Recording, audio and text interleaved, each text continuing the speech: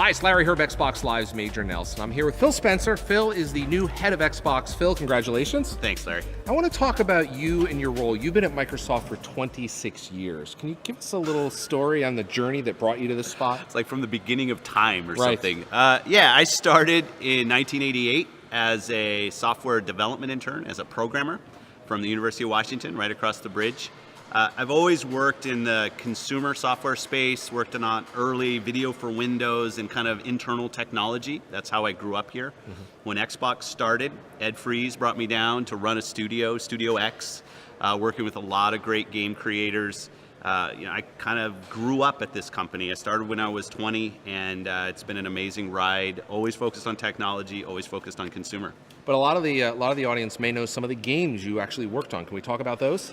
Yeah, when I started, it was an amazing lineup of partners that I had. I'll start with Peter Molyneux, and we were working on Fable and BC. Regretfully, BC never became a project. I was working with Brian Reynolds from Civilization fame. We were doing a game called Rise of Nations, and ended up winning Game of the Year, which is a fantastic game. John Tobias, Larry Holland, a bunch of just amazing creators that helped me as I kind of formed my ability. I've been playing games since very early on, but seeing how a game is built and seeing all of that you learn through that process was critical to, frankly, the role I have today. Now, this is a tough question because I know it's going to be tough for you to answer. What is your favorite game that you've worked on? I mean, I know you've worked on so many. I know it's tough to answer. It isn't actually, because to me, games are experiences that you have with people and with whether it's family or friends, and I think that social experience of we did something together, or remember when we did, like that, the memories that are built.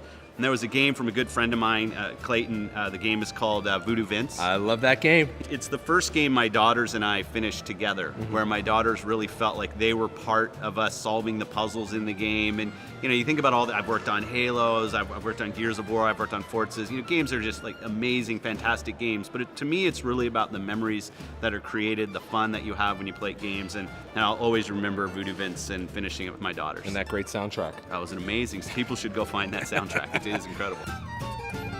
I want to talk a little bit about, you talked about the games, but what has kept you, Fil Spensera, here at Microsoft for 26 years? That's a long time. The thing to think about when you think about Microsoft over the last 26 years, when I started here, this company was less than 5,000 people. Yeah. And with the recent Nokia acquisition, I think we're north of 100,000 people now. So I started as a programmer, always built, kind of born out of technology and how technology can impact what we're trying to do with consumers and our fans. This company has changed tremendously in the 26 years. I feel like I've had multiple careers inside of the same company. So, even for me, when you say 26 years, I have to check myself a little bit. Has it really been 26 years? And have I really been doing the same thing? No, right? I'll say fundamentally, though, this is a company that wants to do things that change the world.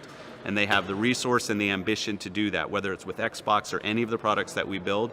The discussions I've had with Satya about this role and what Xbox means, we have the ambition to build the best gaming console for fans. Gaming console plays the best games, has the best entertainment, and to be in a company that has, again, the resource, the ambition, and the drive to go make that happen, that's incredibly motivating to somebody like me. You talked about some of the titles you worked on for Xbox, but what are some of the memorable moments for you in the business?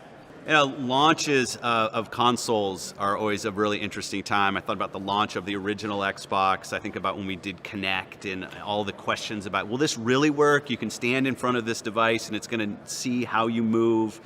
The launch of Xbox One, but I'll say one that was really monumental for me was the launch of Xbox Live. Because we launched the console, people remember there was this port on the back that we weren't really using for online gameplay. We knew it was going to light up later. We had a bunch of games lined up, NFL Fever, Mech Assault, Halo 2, things that we knew that were going to rely on Xbox Live, but we didn't really know that Xbox Live was going to work and turn into what it's turned into today.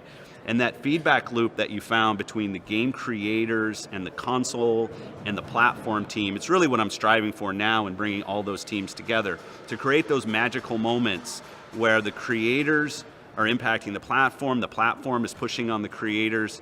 It's a unique capability we have, and I think leads to the best product for fans and for creators alike.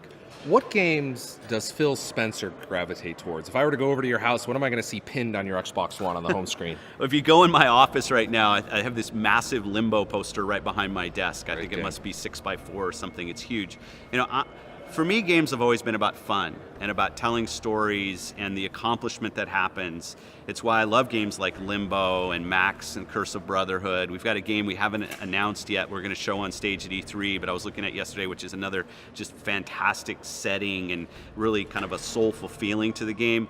I love the art of telling game. Brothers was one of probably my game of the year last year because of the feeling that you had in that ending, which frankly was one of the most emotional points I've ever had in a game. Spoilers. No spoilers, No but spoilers. you have to. If you've started Brothers, you absolutely have to finish. To me, those are the kind of games that really that I just love and are why I'm in this industry. Phil Spensер, head of Xbox. Thanks for your time today, Phil. Thank you, Larry.